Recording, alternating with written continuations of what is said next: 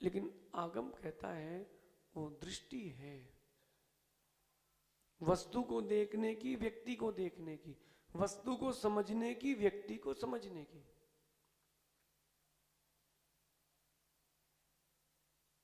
अच्छा नारियल है, ये क्या दिख रहा है? क्या दिख रहा है? गुरुओं को चढ़ाया तो मां, इससे और क्या कर सकते हो? हैं? चटनी, इससे चटनी बन सकती है। और हाँ, बर्फी भी बन सकती है। और तेल निकल सकता है, इससे तेल निकल सकता है। और कुछ?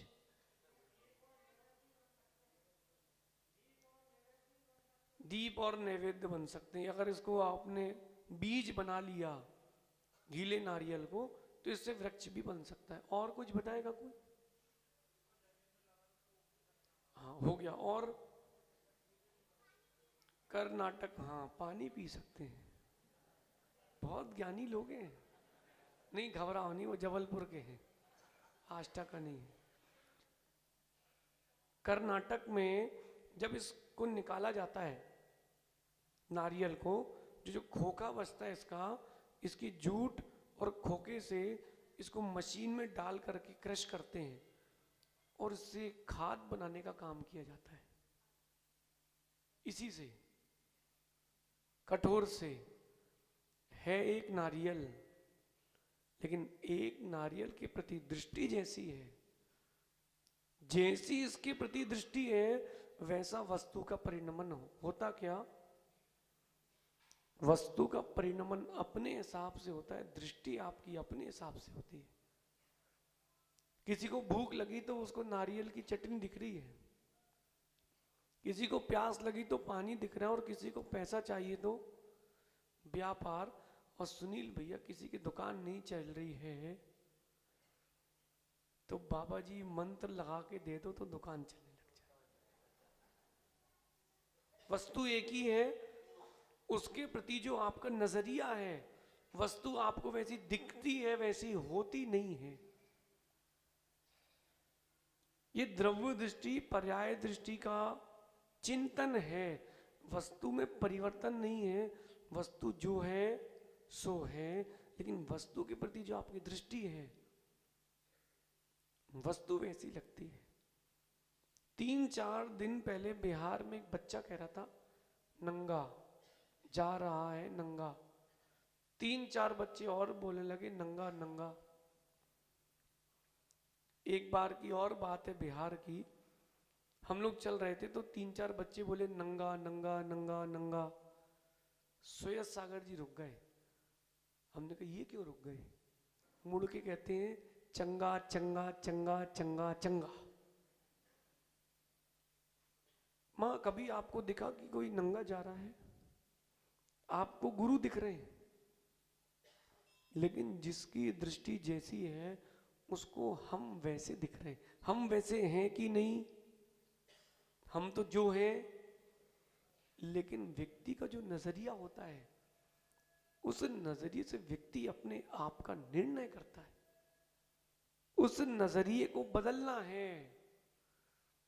अभी जिस दृष्टिकोण कर को रखे थे बना करके, उस दृष्टिकोण से अब ऊंचे उठना है। अब उस दृष्टिकोण से खुद को ऊंचा उठाना है। पूछो क्यों? वही पुरानी सोच, वही पुराना भाव, इसी में जीते रहे, इसी में जीते रहे तो वही पुरानी पर्याय मिलती रहेंगी, वही पुरानी घिसी पिटी जिंदगी वही मिलती रहेगी। अगर आपको वास्तविकता में अपना नजरिया बदलना है तो 2 शक्तियां होती हैं, दृष्ट शक्ति, एक अदृश्य शक्ति। एक दृश्य शक्ति, एक अदृश्य शक्ति। देखो देखो, उतने से बच्चे के साथ सब खेलने लगे। दृश्य शक्ति, एक अदृश्य शक्ति।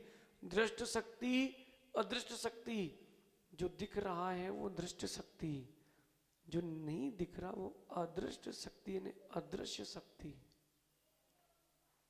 पुण्य पाप दिखता नहीं है, दिखता क्या पुण्य पाप, लेकिन पुण्य पाप का उदय दिखता है। सबके दिन एक से, थोड़ा बोलना तो जरा, सबके दिन एक से। जब 2014 में यहां आए थे तब एक ने भी नहीं कहा था कि महाराज जी प्रवचन करो। अब बड़े महाराज हैं, ये मंझले महाराज हैं, अब प्रमित सागर जी। देखो वस्तु वही है, एक दृष्ट शक्ति एक अदृष्ट शक्ति। पुण्य का सत्ता नहीं दिखती, पुण्य का उदय दिखता है।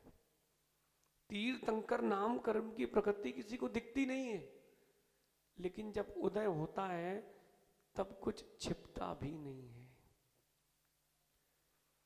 और अदृश्य शक्ति जो है वो पुण्य पाप की शक्ति है, दिखती नहीं है, लेकिन जब उसका जोर चलता है तो किसी का जोर नहीं चलता। शैलेंद्र भाई, पुण्य पाप की शक्ति बड़ी गंभीर शक्ति होती है। जेल में बैठा व्यक्ति, कोई अपराध नहीं किया उसने, ईमानदारी से एक व्यक्ति जेल में, उसने कोई अपराध नहीं किया, पाप की शक्ति काम कर रही है। वहीं एक व्यक्ति ने बहुत अपराध किया और जेल के बाहर है, उसके पुण्य की शक्ति काम कर रही है। देखते जाना, पुण्य की शक्ति बढ़ाना है कि पाप की? बोल भाई, शैलेंद्र भाई, नाम क्या है इसका? पुनीत, हाँ ये अर्चित, बेटा अर्चित, पुण्य की शक्ति बढ़ाना कि पाप की? पक्का सोच के रखे हो बेटा, पुण्य की शक्ति बढ़ाना है तो पंच परमेष्टि के अलावा दूसरा कोई साधन नहीं। आयतन बहुत सारे हैं, आयतन तो आप भी हो, जो देव शास्त्र गुरु को माने वो भी आयतन है, लेकिन जो पंच परमेष्टि के चरणों की शक्ति है वही पुण्य की शक्ति को देती है। गाड़ी है आप लोगों के पास? पहले चलती थी गाड़ियां, पेट्रोल में ऑयल डलता था साथ में, याद है? नहीं याद? वो स्कूटर आती थी बजाज की, जो टेढ़ी करने पे चालू होती थी, है? याद है? उसमें वो पहले चुंगी लगा करके पहले ऑयल डालता था, फिर पेट्रोल डालता था, ऐसा था। लेकिन फिर आई एक्टिवा, वो डायरेक्ट, और बोल के भेजते थे जो नया होता था, ऑयल मत डलवाना। याद है कि नहीं? नहीं याद आपको? ऐसा क्यों था कि उसमें ऑयल सहित था, उसमें ऑयल रहित था। फिर कारें आती हैं, कोई डीजल वाली कोई पेट्रोल वाली, ऐसा क्यों? डीजल वाली में पेट्रोल डलवा लिया तो क्या होगा पंकज भाई? इंजन समाप्त। और जिसमें ऑयल नहीं डलना उसमें ऑयल डलवा लिया तो? बोलो ना। जो गाड़ी जैसी होती है मामा, उसमें वैसे ही पेट्रोल डलवाते हैं। सही है? किसी से बदला लेना हो तो लहसुन वाला सुंघाते हो। पूरी खबर है हमारे पास, तुमने चातुर्मास में कितने उपद्रव किए। और किसी कोई अपना है तो उसको केसर वाला सुंघाते हो। इत्र, सही है? देखो, जो गाड़ी जैसी होती है उसमें वैसा डीजल डलवाते हैं। जिस जीव की जो भवितव्यता होती है उसके पास वो लौट के अपने आप आता है। हमने भी नहीं सोचा था कि भोपाल में हम जैसे सामान्य व्यक्ति को पंचकरण कराने का मौका मिलेगा। ये कुछ नहीं, सिर्फ गुरु की कृपा है। सिर्फ कुछ नहीं पंकज भाई, गुरु की कृपा है।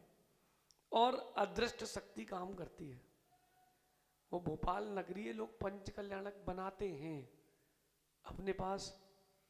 सुनील भैया चल के आया है, कहीं ना कहीं दृष्ट शक्ति अदृष्ट शक्ति ने पुण्य पाप काम कर रहा है, कहीं ना कहीं काम कर रहा है। जितने लोगों को प्रतिमा जी रखने का सौभाग्य लेना था उनके निमित्त से पंचकरण, वो जो बैंड बजाते हैं ना, पांडाल वाला है, भोजन वाला है, सब्जी वाला है। वो जो गाय उसका बचा हुआ धौन पिएगी, एक एक जीव का पुण्य लगा है। तब जाकर के एक इंद्री से लेकर के पंचेंद्री संकीर्तक मनुष्य तिर्यंच सबका पुण्य जुड़ा है, तब जाके पंचगण प्रतिष्ठा होती है। यह है अदृश्य शक्ति। लेकिन इस अदृश्य शक्ति को व्यक्ति कर्तृत्व भाव के कारण विलीन कर लेता है। बताऊं क्या? कर्तृत्व भाव, कर्तृत्व भाव। सिद्ध चक्र विधान की आप लोगों ने। मैंने सुंदरी श्रीपाल की पात्रता ली कभी? सुनना ध्यान से। मैना सुंदरी के पिताजी को कर्तृत्व था, कर्तृत्व भाव था कि मैं हूं, कर्तापन कि मैं हूं, मैं जो हूं सो हूं, मैं जहां शादी करूंगा मेरी बेटी वैसे सुखी रहेगी, मैं प्रजा का पालन करता हूं। बेटी ने क्या कहा था? पिताजी मेरे भाग्य में जो है उसको आप टाल नहीं सकते हो। बोले तू बता तुझे कौन सा वर चाहिए? बोले नहीं पिताजी, जो आप पसंद करोगे मेरे भाग्य में वो है। पिता ने क्या ढूंढा? कोड़ी, लेकिन भाग्य में कामदेव लिखा था। श्रीपाल कामदेव थे, कोटि भट्ट श्रीपाल। उनके पिता कर्तृत्व करते रहे कि कर्तापन कर्तापन, मैं ही करता हूं, कोई किसी का कोई करता नहीं है। अपना ये भ्रम है कि मैं करता हूं, कोई किसी का करता नहीं है। भव्य बेटा लगता है कि ये व्यक्ति सहायता कर रहा है, वो व्यवहार से है, सहायता कोई और नहीं, पुण्य तेरी करता है। हमें लगता है कि ये व्यक्ति विघ्न कर रहा है, पीड़ित कर रहा है, परेशान कर रहा है। वो व्यक्ति कुछ नहीं कर रहा, परेशान तेरी अदृश्य शक्ति पाप कर रही है। और एक बात पक्की है सुनील भाई, व्यक्ति कभी किसी को धोखा नहीं देता, वो उम्मीदें धोखा देती जो तुम करके बैठे हो। उम्मीदें करे हो सो धोखा लग रहा है। व्यक्ति तो भगवान आत्मा है। एक राजा था, राजा कहानी सुना? एक राजा था, उसके अंतरंग में कर्तृत्व था। न ब्रह्मा, न विष्णु, न महेश, न जिनेंद्र भगवान, कोई किसी का कुछ नहीं करते। मैं ही ब्रह्मा, मैं ही विष्णु, मैं ही महेश, मैं ही जिनेश, मैं ही सब कुछ हूं, मेरी पूरी प्रजा को मैं पालता हूं। उसके अंतरंग में एक कर्तृत्व था और उसकी वो पुष्टि भी करता था कि मैं दे रहा हूं तो तुम खा रहे हो, मैं नहीं दूंगा तो तुम नहीं खा पाओगे। सोचता रहा। कुछ दिन बाद एक योगी पहुंचे, संत महात्मा पहुंचे और नगर के बाहर एक पेड़ के नीचे बैठ गए, अपनी साधना करने लगे। बढ़िया नगर में आते, मुद्रा लगा के आहार करके जाते, वापस उस पेड़ के नीचे फिर सामायिक ध्यान, बढ़िया आनंद से 1 महीने 2 महीने हो गए और उनका अच्छा प्रभाव फैल गया कि महाराज तो बड़े पहुंचे हुए हैं। अरे भीड़ भी आ गई, उनके प्रवचन सुनने लोग आने लगे। एक दिन मुनराज ने अपने प्रवचन में कर्तृत्व के ऊपर कह दिया कि कोई किसी का कर्ता हरता नहीं है, व्यक्ति का पुण्य पाप स्वतंत्र है। इस बात को स्वीकारना आप लोग भी, व्यक्ति का पुण्य पाप स्वतंत्र है। आप किसी को कुछ दे नहीं सकते हो और किसी से कुछ ले भी नहीं सकते हो। माँ अपने इष्ट के लिए, अपने पुत्र के लिए कितनी आप बचा के रख लेना, उसके भाग्य में नहीं होता है तो उसके हाथ से ही गिर जाता है। रितेश फनी है ना, एक दिन बिहार में बोला कि मैं आज इडली खाऊंगा, कर्नाटक की बात है। सो जो कर्मचारी थे उन्होंने इडली बना दी और ज्यादा बनाई। उतने में भाई साहब बोले मैं आगे रास्ता देख के आता हूं। जब तक लौट के आए, बेंगलोर से 8-10 लोग आ गए और डाटा समाप्त। अब वो लौट के आके कहता है इडली खिलाओ, बोले बची नहीं। मेरे से कहता मेरा भाग्य सही में कमजोर है। जिसके भाग्य में उसको मिलती है, ऐसा ही मुनिराज ने उपदेश दिया कि जिसके भाग्य में होता है उसको मिलता है। न राजा करता है, न भगवान, न मैं किसी का करता हूं। राजा को एक बात मालूम चली, राजा चल करके आया। देखो जितने घर के बड़े बुजुर्ग हैं वो गंभीरता से समझना, जिनके अंतरंग में कर्तव्य बुद्धि है वो गंभीरता से समझना। माँ को लगता है कि मैं घर चला रही हूं, ये कहते हैं भाई पैसा तो मैं ही लाता हूं, इनको पैसा लाने का कर्तव्य है, आपको भोजन कराने का कर्तव्य है। कर्तव्य मत करो, जिसके भाग्य में जो होता उसको वो मिलता है। मुनिराज से पूछता है राजा, हे स्वामी आपके पास कुछ पात्र तो दिख ही नहीं रहा, भोजन वोजन कहां करते हो? मुनिराज कहते हैं अपने भाग्य से करता हूं। बोले बिना पात्र के कैसा भोजन? बोले हाँ मैं अपने भाग्य का करता हूं। बोले इस नगर का भाग्य विधाता मैं ही हूं। मुनिराज कहते भैया तेरे नगर में कौए हैं, कीड़े हैं? बोले हाँ। बोले उनको भोजन कौन कराता है? राजा 1 मिनट के लिए शांत हुआ, फिर कहता है अगर मेरे नगर के लोग गंदगी नहीं फेंकेंगे तो उनका भोजन भी नहीं होगा। मुनिराज कहते हैं जिसके भाग्य में जो लिखा है उसके पास तक पहुंचता है। वहीं बगल में कीड़ा जा रहा था, कीड़ा। राजा ने एक चांदी की डब्बी निकाली, उसमें उस कीड़े को रखा और बंद कर दिया। खोल करके ध्यान से देखता है दोबारा कि हाँ है कीड़ा, हाँ, और बंद करके रख दिया। बोले डब्बी यहां रखी है, कल ये कीड़ा मर जाएगा। हवा की व्यवस्था थी। मुनिराज कहते हैं अगर इसका भाग्य है तो तुम मार नहीं सकते, इसके लिए वहां भी भोजन मिलेगा। अगले दिन आकर के देखते हैं, वो डब्बी खोली, बताओ कीड़ा मरा कि जिंदा? कैसे? कीड़ा जिंदा था। कैसे? एक चावल लिए, वो कीड़ा उस चावल को खा रहा था। राजा ने गौर से उस चावल को देखा, वो चावल राजा के तिलक में लगा हुआ चावल था। डब्बी बंद करते समय वहां गिर गया। डब्बी बंद करते समय वो चावल का दाना वहां गिर गया। अब राजा को समझ में आया है कि जिसके भाग्य का जो होता है उसके पास तक पहुंचता ही है। तुम्हारे रोकने न रोकने से कुछ नहीं होता। जिसकी भवितव्यता में जो है वो होके ही रहेगा, आप उसको टाल नहीं सकते हो। ये आष्टा में गेहूं कहां से आते हैं बताओ ना? खुरई के चलते हैं, भोपाल के आष्टा के चलते हैं भैया। एक गेहूं का दाना डाला, अच्छा बताओ गेहूं का दाना तिरछा डालना पड़ता है कि सीधा? जब वो उगेगा कैसा उगता है? सीधा डालने पर कि उल्टा डालने पर कि तिरछा डालने पर? हैं?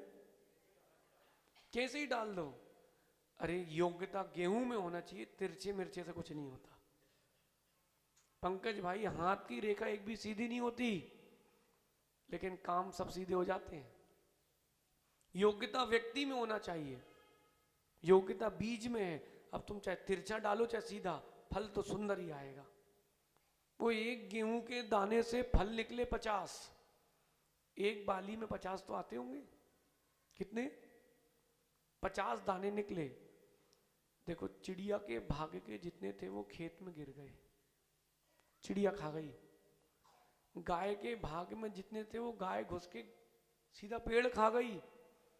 फिर वो गेहूं निकले। अब आप लोग हो गए हो आलसी, हाथ से कटाई नहीं करते, किससे करते हो?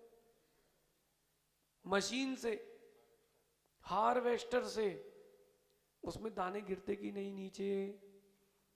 वो दाने जिसके भाग्य के थे, बकरी के थे, वो बकरी के भाग्य में रह गए। जो कीड़ों के भाग्य में थे वो कीड़ों को मिल गए। फिर गाड़ी में बोरियों से भर करके माल जाता है कहाँ? मंडी। रास्ते में गिरते कि नहीं? वो मुर्गी के भाग्य के थे, रास्ते में वो मुर्गी के भाग्य के थे। फिर इसके बाद गाड़ी पहुंची मंडी, इनने लगाई क्या? करनी। सुनी सुनी? क्या बोलते हैं? जैसी करनी वैसी गुप्ती नहीं, अपर में सागर जी उसको कहते करनी। जैसी करनी वैसी भरनी। छोटी करनी तो छोटी भरी और बड़ी करनी तो बड़ी भराई। सुनी कि नहीं सुनी? जैसी करनी, ये करनी मतलब जिसमें से वो चावल या गेहूं निकालते। तो गेहूं निकाला और हाथ में देखा, वापस बोरी में डालते क्या? कहाँ डालते हो? वहीं वहीं छोड़ देते हैं। जो तिरुल लगे, तिरुले, उनके भाग्य का भी है। फिर उसके बाद घर लाते हो आप, धोते हो, नाली के कीड़ों के भाग्य के नाली में बह जाते हैं। एक ही खेत से, एक ही बाली से निकला गेहूं है। इसके बाद आप सुखाने रखते हो, सोते हो, उतनी देर में चिड़िया के भाग्य के जितने चिड़िया चुग के चली जाती है। गिलहरी, चूहे, जिनके भाग्य के जितने वो ले जाते हैं, बांट लेते हैं। फिर आप उठाते हो, बोरी में भरते हो, डिब्बों में भरते हो, नीचे उतारते हो, कुछ गिरते कि नहीं? फिर वो झाड़ू में लग के जिस जो व्यर्थ होना है वो व्यर्थ हो जाते हैं। इसके बाद भी जो गुरुओं की अंजलि में आना है वो ही उनकी अंजलि में आते, बाकी आप लोग भोग कर लेते हो, वो योग में लगा लेते हैं। और रोटी बन गई, थोड़ी सी पलक क्या खिसकी, रोटी जल गई। फिर गाय के भाग्य की बच गई। गाय की सुबह की रोटी गाय की, शाम की स्वान की। अब दोनों व्यवस्था घर पे ही है। जो आटा बचता है वो मछलियों के दाने के लिए हनुमान ताल चले जाओ जबलपुर के, वहां डाल लेना। मां जिसके भाग्य का है उसको मिलता है। इसमें सोचना क्या, कर्तव्य क्या लगाना कि मैं बनाता हूं कि तुम खिलाते हो। कोई किसी को बनाता खिलाता नहीं है, सब अपने भाग्य का खिलाते हैं। शैलेंद्र भाई, आपने सोचा था क्या कि महाराज जी आज आएंगे ईमानदारी से और इतनी तारीख को मेरे यहाँ आहार होंगे? कुछ फिक्सिंग थी क्या? सोचने से कुछ नहीं होता, वो तो जो होना है सो होना है। काला जी कब से इच्छा करके रखे थे, 4 महीने से, कि महाराज जी आएंगे, हम चौका लगाएंगे, हम चौका लगाएंगे। जिस दाने का जहां नियोग था वहीं पहुंचा कि नहीं? नहीं। ये कर्तव्य तो मत जगाना, ये कभी भाव मत लाना। अप्रमित सागर जी, सहज सागर जी, कि अपने नियोग से भगवान के माता पिता बने। नहीं नहीं, ये अपने भाग्य से बने, अपनी योग्यता से बने। हम बहिरंग निमित्त हैं, अंतरंग उपादान आपका ही है। अब ऐसे ही जब आप क्षुल्लक बन जाओगे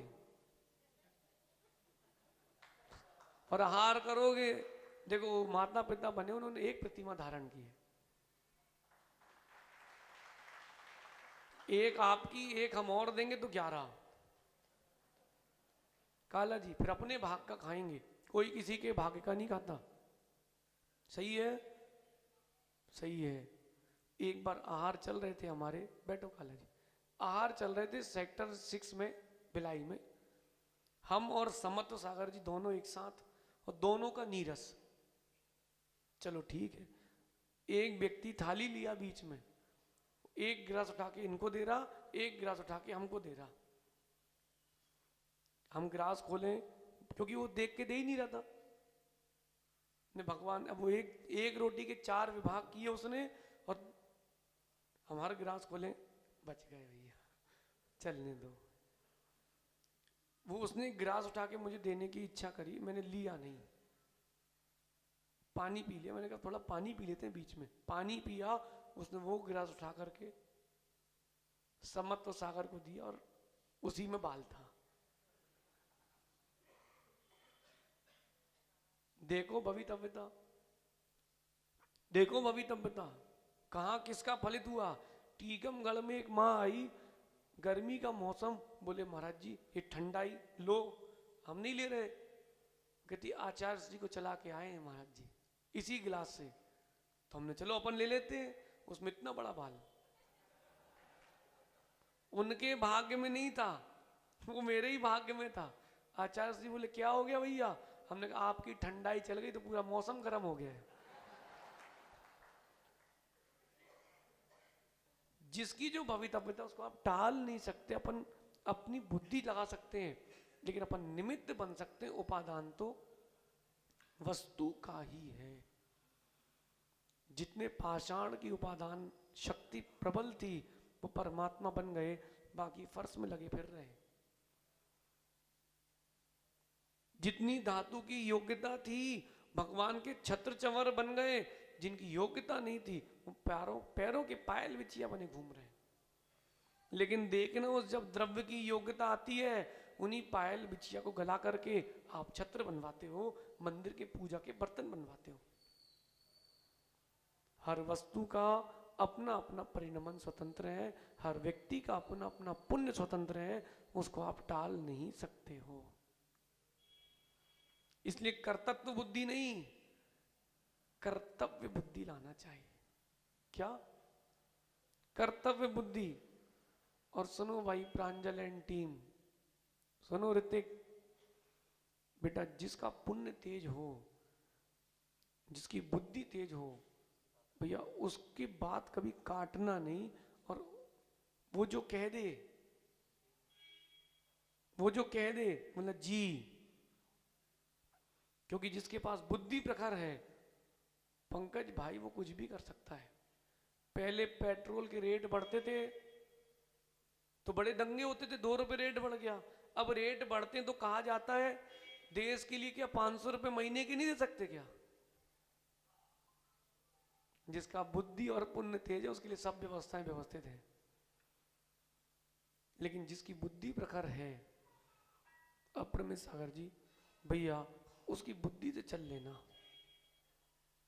एक बार सुनो सहज सागर जी, वर्जिश करी कभी? वर्जिश जिम गए कभी? अर्चित जाओगे? बेटा शरीर के बल से कुछ नहीं होता, बौद्धिक स्तर से बुद्धि बढ़ाने से होता है। अखाड़े जाना, अखाड़े हम भी खूब गए, लेकिन सुनो उससे शरीर मजबूत होगा, बुद्धि मजबूत नहीं होगी। बुद्धि तो तुम्हारे अनुभव से होगी। एक बार एक मंत्री से राजा ने पूछा कि तुम्हारे गुरु का नाम क्या है? तुम बड़े बुद्धिमान हो, तुम्हारे गुरु का नाम क्या है? बोले जितने बेवकूफ लोग हैं सब मेरे गुरु हैं। बोले ये कैसे? बोले गलतियां करते हैं, मैं उनकी गलतियों से सीखता हूं। तो मंत्री को सर्दी हो गई, अच्छी सर्दी हो गई। अब सभा चल रही गंभीर, और उसने उसी सभा में छींक दिया, कफ बाहर आ गया, उसने कपड़े से पोंछ के रख लिया। राजा कहता है तुम सबसे बड़े बेवकूफ हो, तुम बहुत बड़े बेवकूफ हो। धीरे से मंत्री कहता है राजन मैं आपसे बड़ा कभी नहीं हो सकता हूं। क्या बोलता है? मैं आपसे बड़ा कभी हो ही नहीं सकता हूं। सुनने की नहीं सहज सागर जी, अकल बढ़ाना चाहिए। क्या बढ़ाना चाहिए? अकल बुद्धि चातुर्य होना चाहिए। अकल बढ़ा ली तो सब बढ़ जाएगा। ये कह रहे अकल बड़ी की भैंस। बताओ डेट ऑफ बर्थ बताओ, फिर हम बताएंगे कौन बड़ा है। हाँ इनके जैसा एक बच्चा पहुंच गया मैडम के पास, बोले मैडम कुछ पूछो हम बताएंगे। मैडम ने पूछ लिया बेटा अगर कोई तुम्हें दे रहा है तो तुम क्या लोगे? एक दे रहा है अकल, दूसरा दे रहा भैंस, तुम क्या लोगे? बोले भैंस। तो बच्चा मैडम कहती गधे अकल लो ना। बोले मैडम हमारे पास वो है जिसके पास नहीं हो। बोले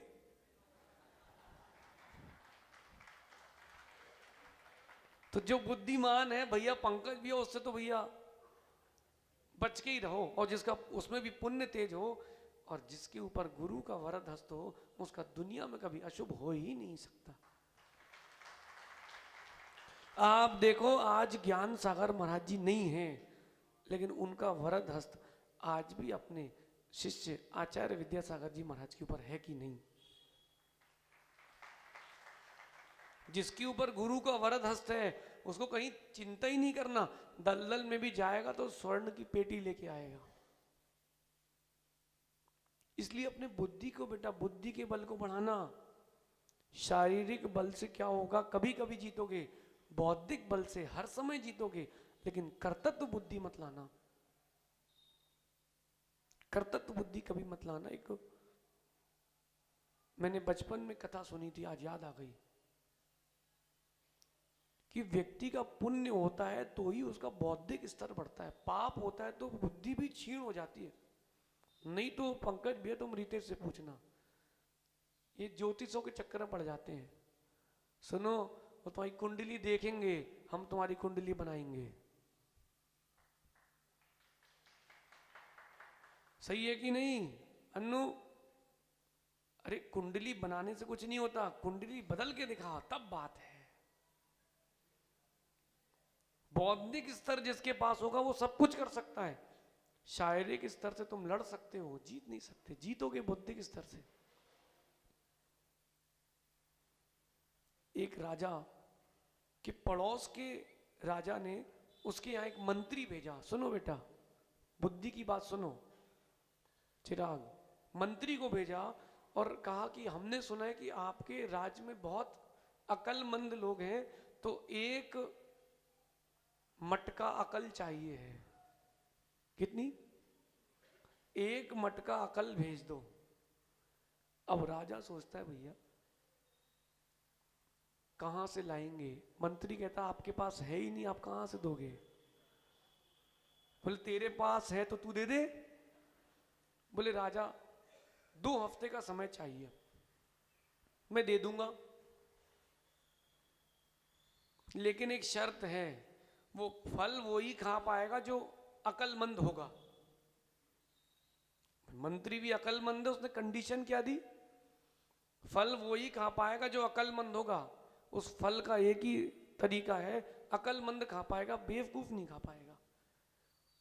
वो जो सामने से दूत आया था, कहता हमारे राज्य में बहुत अकलमंद लोग हैं, आप अकल का फल तो दो।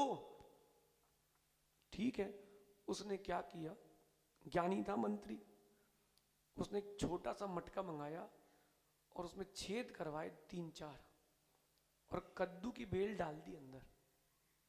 क्या डाल दी? कद्दू के फूल को अंदर पहुंचा दिया और उल्टा करके रखवा दिया 5-7 मटकों में, और समय समय पर पानी देता रहा कद्दू की बेल को। 7 दिन बाद देखा उसने, छोटा सा कद्दू आ गया है। कितना सा? इतना सा, अंगुली बराबर।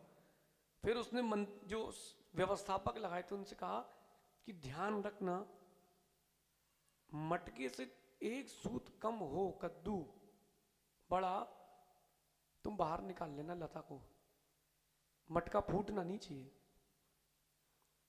वो दूत आया 14 दिन बाद, राजन फल, मंत्री कहता है वो क्या है? अकल का फल है, आराम से होता है, 2 हफ्ते का समय और चाहिए।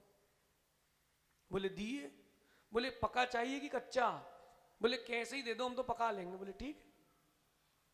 2 हफ्ते और लगे, 1 महीने बाद वो फल बराबर मटके के हो गया। कितने? और उसने धीरे से वो निकाला और कर्मचारियों से कहा कि तुमने बहुत अच्छा काम किया है, तुम लोगों को पारितोषिक देंगे। मटका ला करके कहता है बुलाओ, दूध को बुलाओ। बोले देखो इस कपड़े के नीचे ढका है वो फल। कौन सा? अकल का फल। लेकिन एक नियम पहले दिया था, बुद्धिमान ही खा पाएगा। इस फल को बाहर निकाल के खा लेना, मटका फूटना नहीं चाहिए। मटके को फोड़े बिना इसका पूरा फल बाहर निकाल के खाना है, अब खा तू। बोले मटके को फोड़ दिया तो अकल नहीं बढ़ेगी, और वो तो फंस गया था ना यार। बोले अगर मटके को फोड़ दिया तो अकल नहीं बढ़ेगी, ये फल आपके लिए ले जाओ, कम पड़े तो 5-7 अकल के फल और आ गए हैं, वो और ले जा लेना। दे दिया उसने फल। अब राजा के मन में चुलबुली, ये कौन सा अकल वाला फल लाया भाई हमारा मंत्री। उसने कपड़ा उठा के देखा, अरे भैया ये तो कद्दू है। बोले राजन ये अक्ल से उगा हुआ फल है, इसलिए अक्ल का फल है। और अगर कोई राजा हो, कोई मंत्री हो विश्व का बुद्धिमान, तो बिना मटका फोड़े खा के दिखा दे तो ही मानना कि उसकी अकल बढ़ेगी। और आपको चाहिए तो 2-3 रखें, आपको बढ़ाना तो आप भी खा सकते हो। राजा कहता है मंत्री से, मंत्रीवर मानना पड़ेगा मैंने शारीरिक वर्जिश की है, तुमने बौद्धिक व्यायाम किया है। जो बौद्धिक व्यायाम करते हैं वो हर समय सफल होते हैं, और जो शारीरिक व्यायाम करते हैं वो कभी कभी। अर्चित सुन रहे बेटा, बौद्धिक स्तर का काम करो। और बौद्धिक स्तर का काम तब होता है जब आपके सामने विषमताएं आती हैं। नींव से लेकर मंदिर बनाना बड़ा सरल है, अधूरे मंदिर को पूरा करना, एक्सटेंशन करना कठिन है। बोलो पंकज भाई, कोई इंजीनियर और कोई है यहां पर इंजीनियर? कठिन है कि नहीं? सबसे सुंदर वास्तु आर्किटेक्ट वाला वो है जो छोटी सी जगह पर भी बड़ा निर्माण करके दिखा दे। और ये बुद्धि कब बढ़ती है बेटा? जब विषमताएं आती हैं तब बुद्धि बढ़ती है। विषमताएं नहीं आती तो बुद्धि नहीं बढ़ती। माताओं से पूछो, माँ 1 किलो आटे की रोटी बना लेते हो? 5 किलो की? कितने किलो तक के आटे की बनाई है? 10 किलो? किसने बनाई 10 किलो आटे की? 10 किलो आटे की रोटी बनाई कभी? बनाई? 20 किलो? बोले कर्मचारी तोड़ना है महाराज जी। लेकिन देखना, पहले एक रोटी बनाने में हाथ दुखते थे, पहले एक रोटी बनाने में हाथ दुखते थे। लेकिन जैसे जैसे विषमताएं बढ़ी, एकदम से मेहमान आ गए, तुरंत आटा गूटा और कुछ नहीं तो पूरी टमाटर, बाकी सब जीरामन वाले हैं, जीरामन डाल दो सब हो जाएगा। सही है? देखो मां, जब तक वो विषमता नहीं आई थी आपकी बुद्धि नहीं चली थी, आपको पता नहीं था कि आपके अंदर इतनी शक्ति भी है। जितनी विषमताएं जीवन में आएंगी उतनी बड़ी सफलताएं भी जीवन में आएंगी, और जो विषमताओं से भागेगा सफलताएं भी उसको छोड़ के भागेंगी। इसलिए अपन तो तैयार रहते हैं मिंगू भाई। अब आपके ऊपर भी विषमता है, ध्यान रखना। अट्टू क्षमा करना भाई, जब तक वो गुटखा त्याग नहीं कर रहे हैं तब तक गेहूं के साथ घुन भी पिसेगा। जो है सो क्लियर है मामा। अपने को क्यों छोड़े? अपने ही तो आदमी, क्यों छोड़े इनको? और ये कह रहे गुटखा क्यों छोड़े, वो अपने ही तो है। नहीं मिंगू भाई, अब देख लो, वो कहते दाव, दाव देखा? दाव लगता है व्यक्ति का एक बार, और जब लगता है तो छोड़ना नहीं चाहिए, फिर वो पूरा निकाल के वापस आता है। चाहे 2014 हो, 15 हो, 16 हो, 20 हो, 22 हो, 8 साल बाद दाव लगा है, अब थोड़ा गंभीर लगा है, छोड़ेंगे नहीं। क्या गुटखा हमने छोड़ दिया भैया? हमने कभी खाया ही नहीं। वो सौदर मिंद्र पूछ रहा था इंदौर, महाराज जी आपने मेरी इंद्राणी को देखा? अरे मैंने अपनी नहीं देखी, तेरी कहां देखूंगा? हमने तो छुआ नहीं भैया कभी।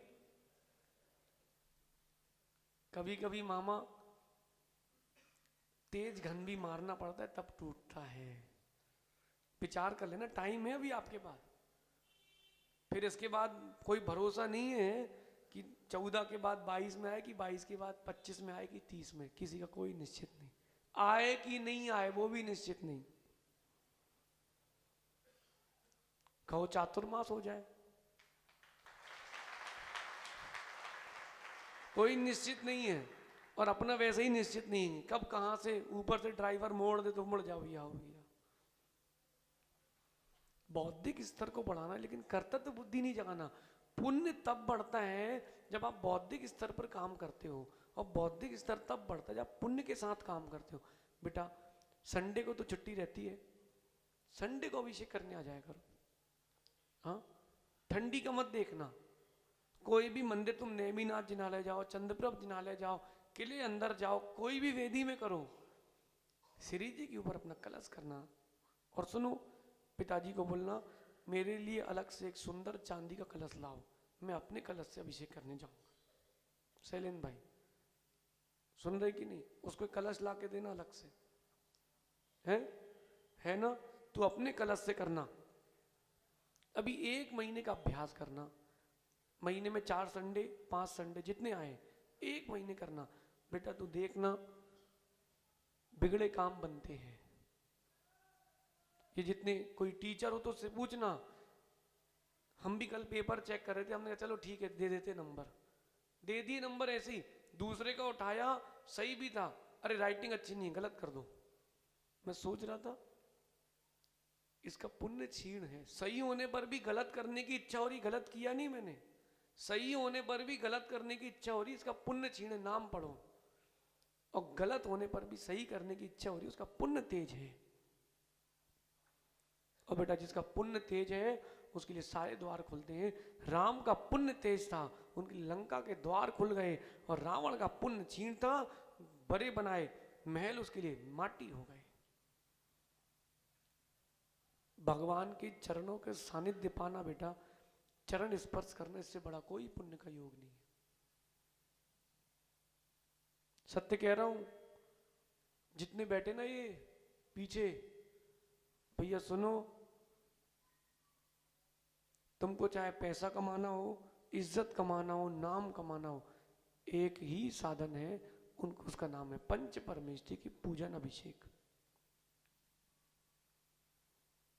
ऐसा कहते ना बादल फट गए, ऐसा बेटा फट के आता है पुण्य भी।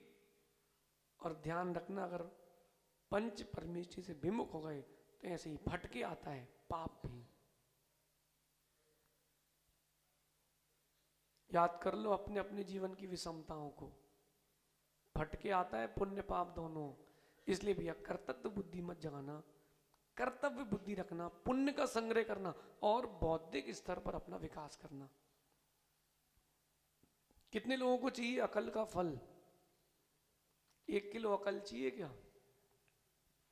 चाहिए तो भाई वो फल वैसे ही निकालना। लेकिन सहज सागर जी फल वैसा निकाल सकते कि नहीं है? बिना काट पीटे है, बिना काटे पीटे उस फल को बाहर निकाल सकते। हाँ, धूप में सुखाए रख दो, वो सुखड़े के पूरा वापस निकलेगा। तो अकलमंद ही वो अकल के फल को खा पाएगा। आई बात समझ में है? आ गई? हाँ, बौद्धिक स्तर का विकास करना बेटा। जितना आप पढ़ोगे उतना आप जीवन को गढ़ोगे, जितना आप आचार्यों को पढ़ोगे, जितना आप विषमताओं के जीवन मिलेंगे उतने बड़े व्यक्तित्व को प्राप्त होगे। कोई ऐसा है जिसने ऐसे भी दिन देखे हो कि सुबह की रोटी है शाम की पता नहीं? कोई है पूरी सभा में कि आज सुबह की रोटी हो गई है शाम का कोई निश्चित नहीं? नहीं देखी किसी ने? शैलेंद्र भैया नहीं देखी? हाट बाजार नहीं किए? सुनो सुनो, अरे आप नहीं तो आपकी पीढ़ी के पहुंच जाओ, दादा के पास पहुंच जाओ। नहीं किया क्या? बोलो बाबूजी। ऐसा भी दिन आया होगा कि दाल नहीं होगी, नमक से रोटी खा लो, पानी पी लो, सही है? लेकिन आज साल भर का गेहूं है कि नहीं तुम्हारे घर में?